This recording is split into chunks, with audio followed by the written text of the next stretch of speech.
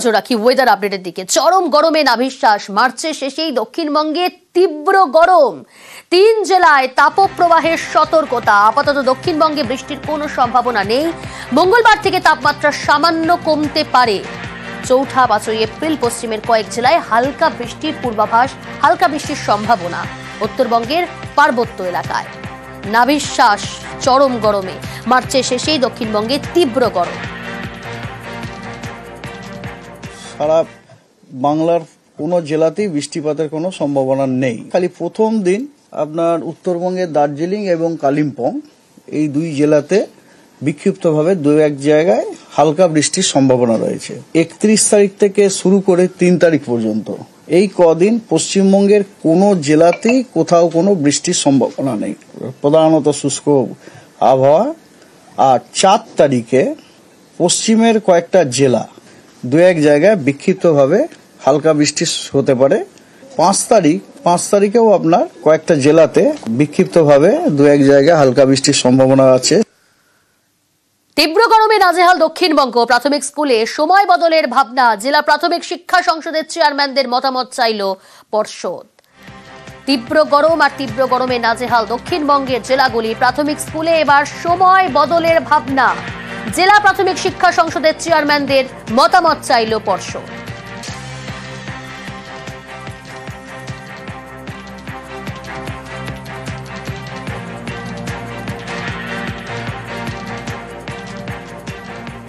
বাড়ছে গরম, একটু এদিক ওদিক হলেই বাচ্চাদের শরীর খারাপের সম্ভাবনা। গরমে শিশুর যত্ন নিয়ে বিশেষজ্ঞ চিকিৎসকের পরামর্শ। একটা বাচ্চার কিন্তু শরীরে জলের রিজার্ভটা আমাদের বড়দের তুলনায় যদি আমি প্রপোর্শনেটলি দেখি সেটা একটু কম। ঘেমে খুব তাড়াতাড়ি তাদের জল শুকিয়ে যেতে পারে। তাহলে শুধু জল বলে নয়, পারলে একটু ওআরএস এর জল, নুন চিনির যে জল সেটা, কিন্তু সেক্ষেত্রে মনে রাখতে হবে নুনের মাত্রা অতিরিক্ত হওয়া কিন্তু ভালো নয়। একদম সকাল অথবা একদম বিকাল যদি বাচ্চাকে বার করতেই হয়, এই দুটো টাইমে বার করবো। ঘরের মধ্যে থেকেও কিন্তু সে হিট ওয়েভে এফেক্টেড হতে পারে। বাচ্চাকে আপনি এসিতে রাখতে পারেন, কিন্তু সেটা সলিউশন নয়। তার বদলে সারাদিনে একাধিকবার গা মুছিয়ে দিচ্ছেন, স্নান করলেও আপত্তি নেই। জামা কাপড় হওয়া উচিত লাইট কালার্স এবং অবশ্যই পিওর কটন। রসালো যে খাবার দাবার গুলো, যে ফল সিজনাল ফ্রুটস, সেটা যেন ঠিক মতো খেতে পারে। গ্রিন ভেজিটেবলস যেগুলো বলে, সেগুলো যেন খাদ্যাভ্যাসের মধ্যে থাকে। যদি স্কুলে যাচ্ছি, প্রচুর জল এবং প্রচুর হাওয়া, এটা যদি ঠিকঠাক রাখা যায় তাহলে একটু বেটার। যদি কোনো কারণে গরমে বেশি কষ্ট হচ্ছে, তাহলে একটা ভিজা কাপড় রাখুন। সেই ভিজা কাপড়ে নাক মুখটা অন্তত জড়িয়ে রাখা যায় এবং কন্টিনিউয়াসলি বারবার সেই কাপড়টাকে ভিজিয়ে নেওয়া, যাতে শরীরটা ঠান্ডা থাকে। গরমে সদ্যজাতর যত্ন নিয়ে বিশেষজ্ঞ চিকিৎসকের পরামর্শ। একদম যে ছোট বাচ্চা, তাদের হিট রেগুলেটরি সেন্টার বা থার্মো রেগুলেটরি সেন্টার সেটা খুব ভালো ডেভেলপ নয়। তাদেরকে ঠিক রাখার উপায় হচ্ছে হাতের তালু, পায়ের তালু আর পেট, 3টে জায়গা জাস্ট ওয়ার্ম, তাহলে বাচ্চা ঠিক আছে। যদি অত্যাধিক গরম হয়ে যাচ্ছে, তাহলে তাকে বারবার গা মোছাতে হবে, মাথা ধুয়ে দিতে হবে, চান করে দিতে হবে। কোনো কারণে হয়তো আমি এসি চালিয়েছি, তাতে এটা ঠান্ডা হয়ে গেছে, তাহলে অবশ্যই এসিটা বন্ধ করতে হবে এবং তাকে র্যাপ করে কোলে তুলে নিতে হবে। এসি নন এসি প্রত্যেক মুহূর্তে করে যাচ্ছে, সেই জিনিসটা কিন্তু ভাইরাল ইনফেকশনের আতুর ঘরে উঠবে। সেটা না করাই ভালো। চড়া রোদে অসুস্থ হয়ে পড়তে পারেন বড়রাও। সামান্য কিছু নিয়ম মানলেই শরীর সুস্থ রাখা যায়। জেনে নেওয়া যাক এ নিয়ে কি বলছেন চিকিৎসকরা। যদি দরকার না পড়ে দুপুর 12টার থেকে 4টের মধ্যে বাইরে না বেরোনো। কাজে তো বেরোতেই হবে, তাহলে হালকা জামা কাপড় পরা এবং সানস্ক্রিন ব্যবহার করা। যাদের মাইগ্রেনের রোগ আছে তারা যেন অবশ্যই ছাতা ক্যারি করে, চশমা পরে, সানগ্লাসেস পরা, ডাবের জল বা নুন চিনির জল।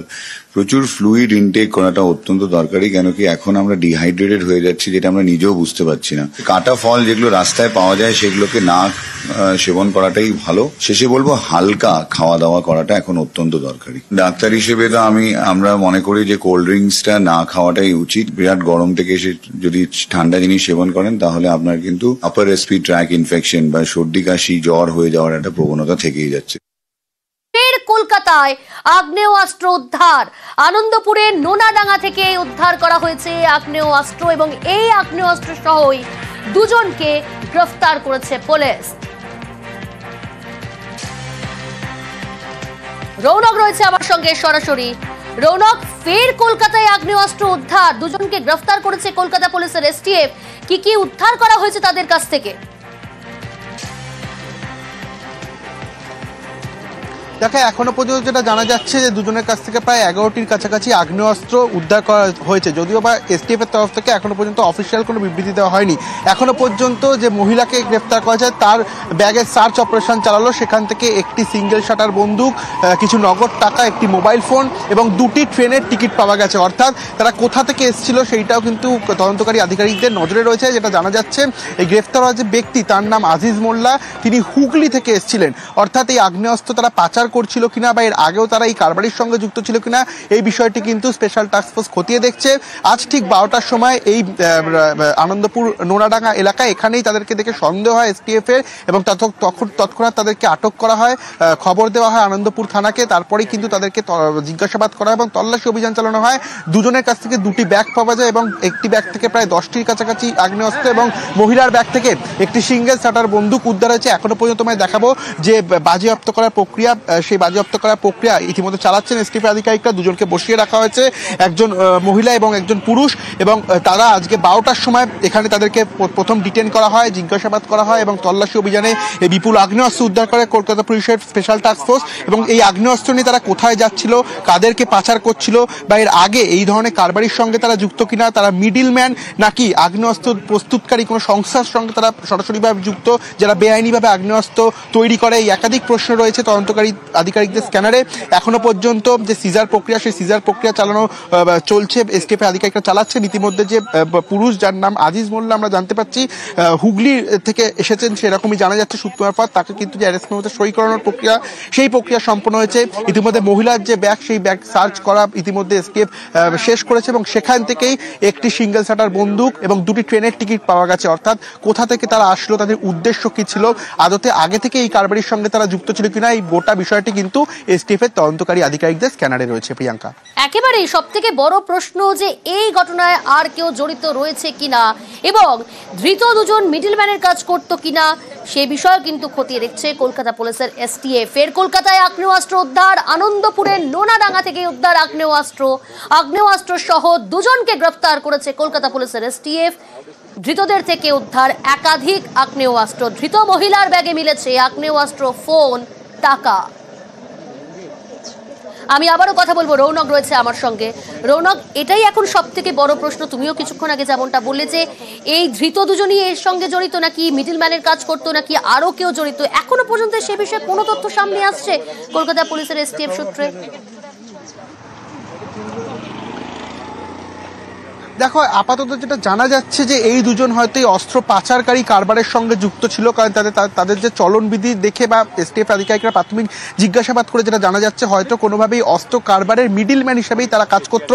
কোনো একটা জায়গা থেকে অস্ত্র নিয়ে এসে অন্য কোনো জায়গায় পৌঁছে দেওয়াই হয়তো তাদের উদ্দেশ্য ছিল, কিন্তু গোটা বিষয়টি এখনো তদন্ত সাপেক্ষ। আদতে এটা এই মিডিলম্যানের কাজ করতো কিনা তারা, এর আগেও এরকম অস্ত্র পাচারকারীর সঙ্গে তারা যুক্ত ছিল কিনা, এই গোটা বিষয়টি তদন্ত করে দেখা হচ্ছে। বা এই যে আজ যে এই নোনাডাঙ্গা অঞ্চল থেকে অস্ত্র উদ্ধার, সে অস্ত্র উদ্ধারের পেছনে অন্য কোনো কারো যোগ রয়েছে কিনা গোটা বিষয়টি কিন্তু ইতিমধ্যে তদন্ত করে দেখা হচ্ছে। এবং যখন এই মহিলার ব্যাগ সার্চ করা হয় তখন তার যে মোবাইল ফোন, সেই মোবাইল ফোনে কিন্তু একাধিকবার ফোন আসছিল, সেটাও লক্ষ্য করেছে এসটিএফ এর আধিকারিকরা।